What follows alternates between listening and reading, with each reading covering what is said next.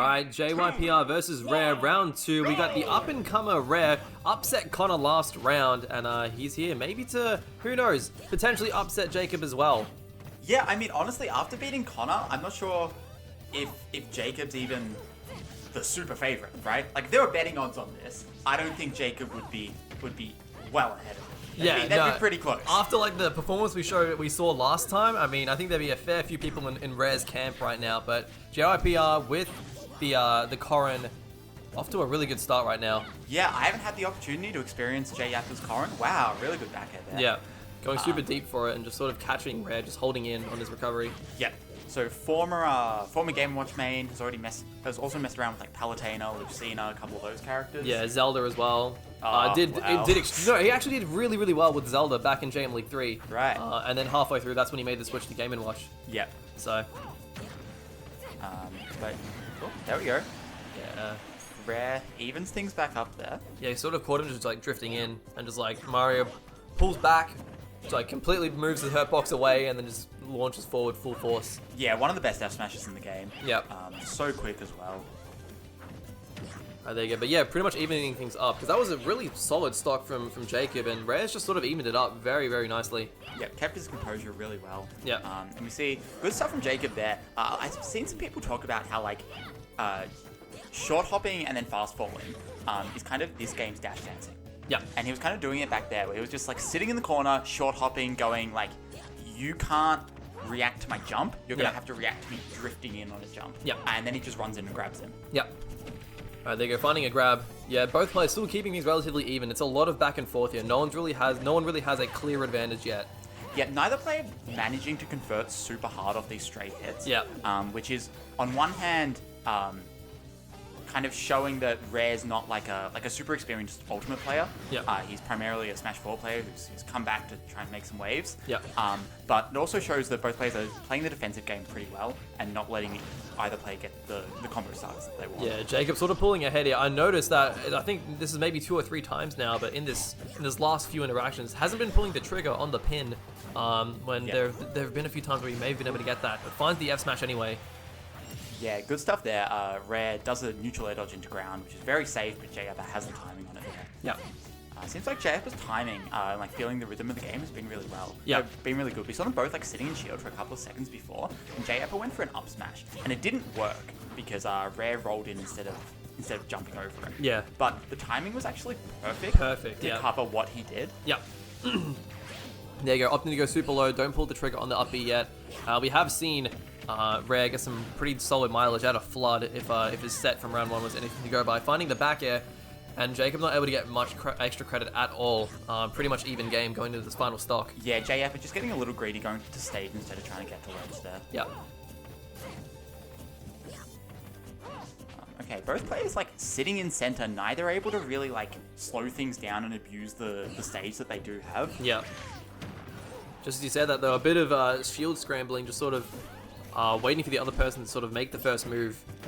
And here you go, evening things up a little more. Jacob had a bit of an advantage state. Oh, there you go, finding the forward air. That was really big, even if it didn't dunk him off the edge. Yeah, Jypr pressing a button out of his thumb there, which is an interesting choice for Corrin. I can't imagine Corrin's aerials are super fast. Yeah. So Mario has a lot of things that are not necessarily true, like he can air dodge out or jump out, but he can frame trap really well. Yeah. And putting out an aerial is usually not going to be super great.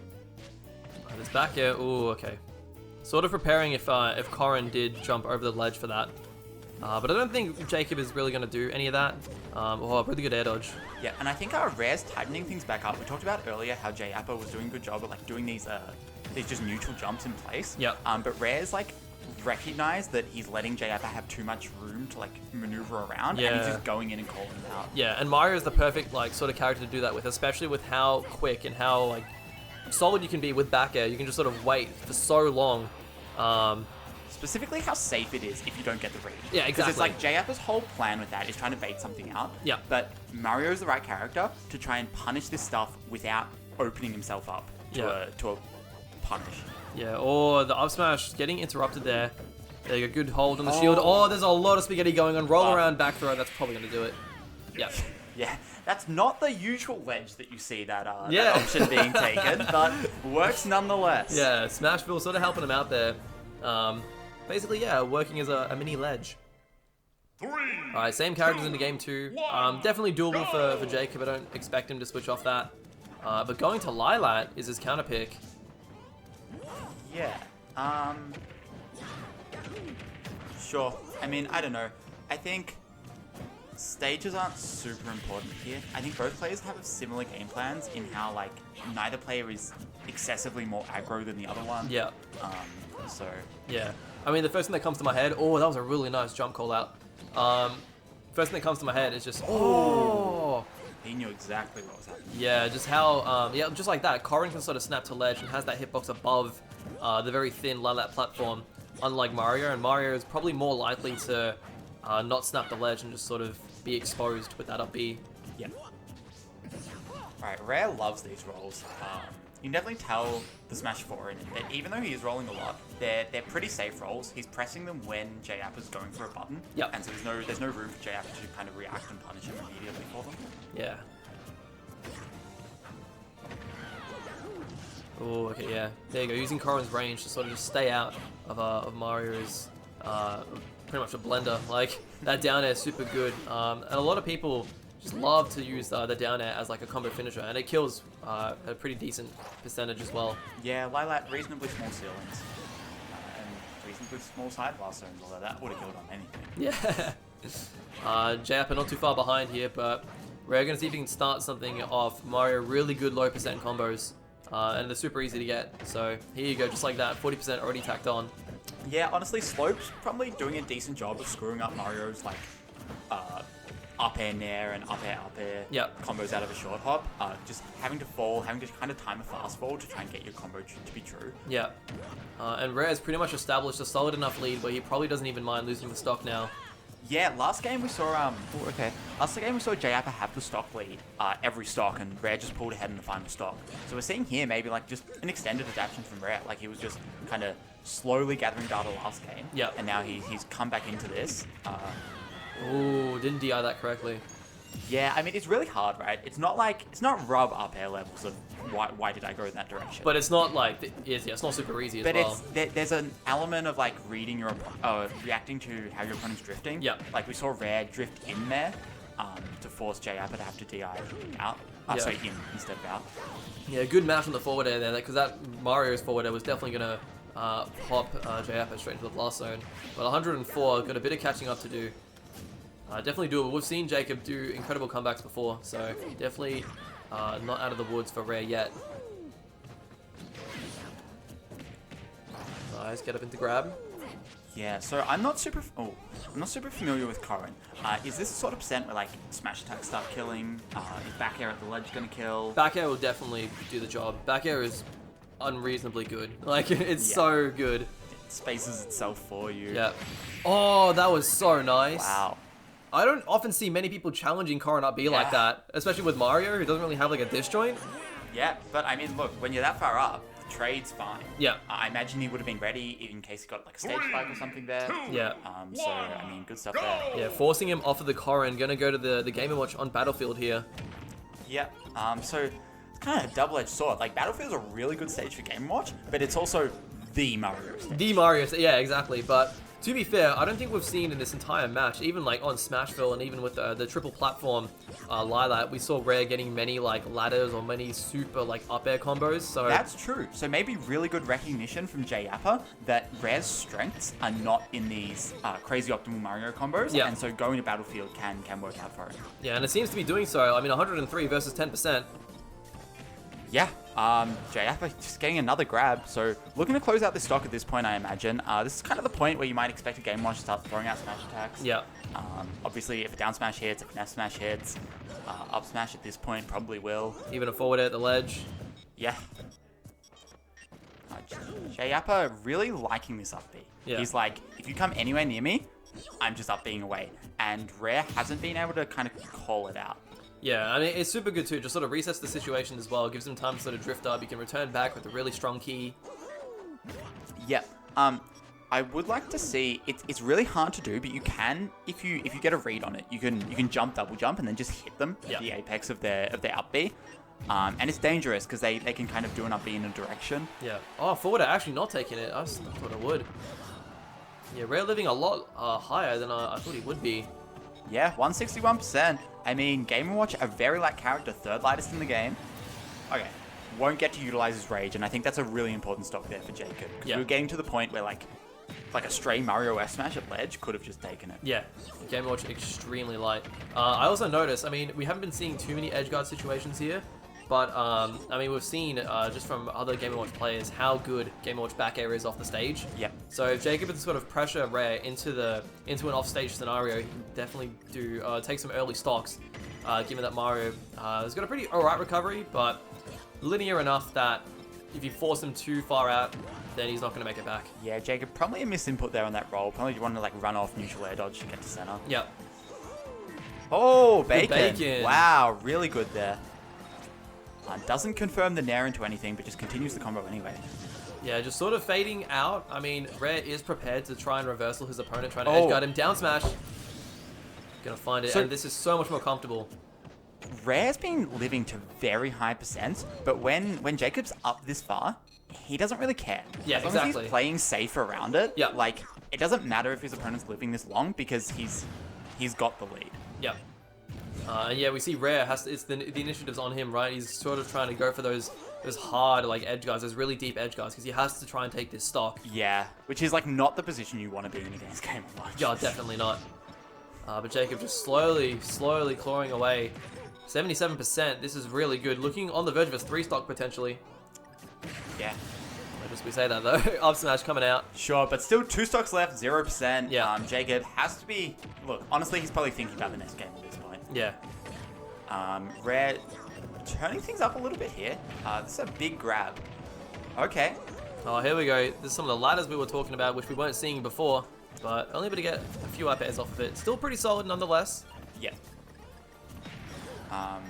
Yeah, so Battlefield really interesting. Mario can kind of combo people horizontally or vertically. Yeah. Battlefield leans into his vertical combos, which is, yeah, helps you kind of get opponents up the top. And even Game Watch is the sort of character where a down air can kill with front. Oh. There you go. That's just gonna do it. Doesn't matter which direction that is. Yeah. I mean, I was gonna send him up, gonna send him out, gonna send him into the ground.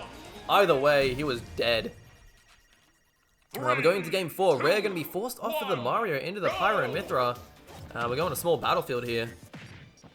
I wonder how this works, this matchup here. So Mythra's really interesting in that her moves are not like super safe on shield in terms of like frame data. They're like, I think her fair is like -7. Yeah. And stuff like that. But obviously she has a sword and she has really good aerial drift. Yeah. So she can space around things really well. Like for example, Game Watch. But it's going to be a matter of whether Jypr can start forcing Rare into landing on him unsafely. And giving him the opportunity to call out. Yeah, and I feel like also it's just going to be on Rare of how he can make use of Pythra as well, because he's not really going to find kills as Mythra, especially with, even if like he gets a nice sort of offstage conversion, like Game Watch is just too good of a recovery. So it's sort of going to be on him to find these kills as Pythra. But I mean, yeah, Game & Watch, like we said, super light. So Pythra might have a pretty solid chance of killing even at as early percent such as 75 right now. Missing the 9, that could be really good, but there we go. Pythra's come out. Yeah, so Mythra, F smash and neutral B are the 2 main things you're going to be looking at to kill a Game & Watch at a reasonable percent. Wow, that was really good. We see Jypr drop shield, go for a down smash out of the side B. But Rare recognizing he has time to just jab him out of his out of shield option. Yeah, going for the bucket. I don't know why he would go for bucket in that scenario, but going to get up tilted for his worries. Maybe potentially stalling, I don't know. A little too low to the ground for that, I feel. Yeah. But Jypr not too far behind, can definitely find a quick revenge stock here. Yeah, and this is where like Mythra is in a really good position. You don't have to worry about a kill at all. You just like use your movement and just make sure you avoid their kill options. Yeah. And then eventually they're gonna do something stupid, and you're just gonna be able to run from like halfway across the stage to punish what they do. Yeah. Just get as much percent as you can right now. Is probably what Rare's thinking. Yeah. Oh yeah, not sure about that side B. Wasn't a whole lot of reward to be had there, and the risk was, as we see, a stock. Yeah. But coming back, guns blazing, gonna continue the pressure here. 50% climbing, 68% unanswered. Contemplating whether to switch to Pythra now or not, but is going to stick with Mythra. Yeah, gets a parry, but the multi-hit there. Oh, really good down air, covering so much space. I'm very surprised that did cover. Like, that was pretty much the latest hitbox possible, I feel. Yeah, look, beautiful spacing to get that to land. Yeah, that foresight not really going to work out on these multi-hits here. Oh, there you go, finding the foresight, as we say. Yeah, and that one, obviously Game Watcher character with both Bacon and forward air being moves that you can reactively foresight. Yeah. Which is a big deal, because it can make things that people can usually kind of autopilot into something that they have to think about. Yeah. I kind of like how Jacob just sort of like opted to use a judge, just sort of while he had a bit of breathing room there, and sort of taken the 3 off of his like RNG counter. Right. So he just knows that the next one, you know, if he gets the stock here and can do one of those like kind of nair onto a platform with judge combos. Yeah. The 9 is definitely an option. Oh, a pretty bad prominence revolt, but not going to get punished for it at all. But yeah, no, with that judge, could be looking for a 9, could be looking for a 7, maybe get some apples to heal off. Yeah, sure. I mean, 106%, 10% is a big deal. Yeah. Could be the difference between dying to like a Mythra F smash or not. Well, this could be a good edge guard. There you go. All right, good stuff here, and I guess we'll get to see whether Jacob kind of goes for one of these combos and decide it. Goes for the Nares. Yeah, not obviously he's moved off Game Watch at this point. Yeah. So his combos probably aren't as crisp as they could be. Yeah. Up throw. Yeah. Nice. Ooh, bad air dodge. Only gonna get a back here for it though. Yeah, 50%. I mean, it's getting dangerously close to the point where Jacob just needs to hit a down smash. Yep. Ooh, didn't snap the ledge there. Got Pythra F tilt for his worries, and this could, I mean, he's got a bit of extra credit here, but Mythra definitely tax on the percentage, and Pythra is very scary. Yep, I like that. Baits out the down airs. It feels like those down airs are possibly a sign that Jacob's lost his composure a little bit. Because earlier in the game, Rare was kind of positioning himself, putting up the shield in order to try and call out those down airs. Yep. And Jacob wasn't giving them to him. Yeah. So he was just getting back safely. But now Jacob's like using the down air a lot, and it's not working. Yeah, Rare is slowly closing this gap, and he's pretty much evened it up. Yep. Rare, we haven't seen the neutral B come out of him. It's quite a like unique move. So if he's not used to the character, as obviously it's not his main, he might not really have that as an option on the table. Yeah, this is really scary right now. Oh, That's no. it. Was that a 2-frame? Oh, yeah. Yeah, damn. That's it. Oh my god. Damn, Jacob had a pretty dominant performance there, but just sort of like, I mean, that's just how scary Pythra is, right? Like finding that F tilt off of the up B. I mean, it's very easy to look at that 2-frame and go like, oh, he got lucky. But that move is slow enough. It's like frame 18, frame 19, something like that. It's slow enough where like he had to react to something way before the up B. Yeah. He had to react to like Jacob being in a certain position, and he went like, okay, this is the right timing, F smash. Bam. Gets rewarded for it. Beautiful timing. And Red's going to take that 3-1. Yeah, good stuff.